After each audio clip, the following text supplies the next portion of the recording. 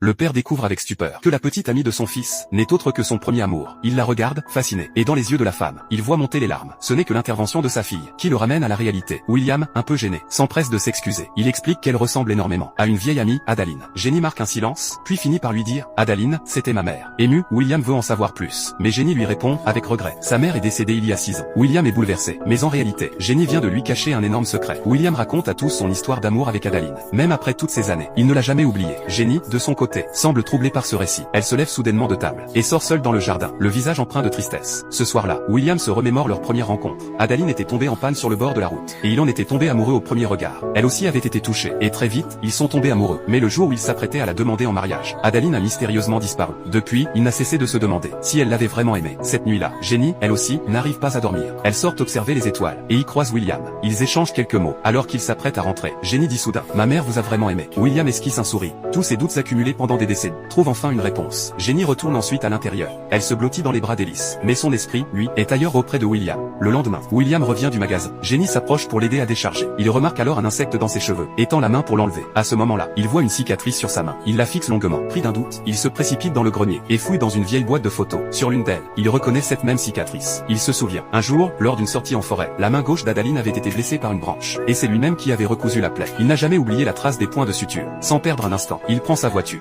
et rejoint Jenny qui faisait son jogging. Dès qu'il la voit, il lui dit clairement ce qu'il pense. Elle est Adaline. Jenny reste silencieuse quelques secondes, puis finit par l'avouer. Oui, elle est Adaline. Mais William ne comprend pas. Comment est-il possible qu'elle n'ait pas vieilli depuis tant d'années? Alors Adaline lui raconte ce qui a bouleversé sa vie cette nuit-là. C'était un soir d'hiver, après la mort de son mari. Elle rentrait seule en voiture, quand une tempête de neige éclata. En traversant un pont, la voiture a glissé, et plongé dans un lac glacé. L'eau gelée a immédiatement figé sa respiration, et son cœur s'est arrêté. Elle était morte. Mais soudain, la foudre a frappé le lac. Le choc électrique a redémarré son cœur. Adaline est revenue à la vie. Mais depuis cet instant, elle n'a plus jamais vieilli. Elle a vu tous ses proches vieillir, alors qu'elle conservait l'apparence d'une femme de 20 ans. Pour éviter les soupçons, elle prétendait simplement avoir une très bonne hygiène de vie. Mais en vérité, elle vivait dans la peur constante, celle d'être découverte, et d'être emmenée pour des expériences scientifiques. Ce jour-là, elle l'a aperçu assis sur un banc, tenant une bague dans les mains. Elle savait qu'elle ne pourrait jamais partager toute une vie avec lui. Alors, elle a préféré fuir. Maintenant que la vérité est révélée, William la supplie de ne pas fuir à nouveau. Il ne veut pas que son fils connaisse la même douleur que lui. Il sait combien il est cruel d'aimer quelqu'un qu'on ne peut retrouver. Mais Adaline sent qu'elle n'a plus le choix. Son secret a été découvert. De retour chez William, elle fait rapidement ses valises. Et pour la seconde fois, elle choisit de partir.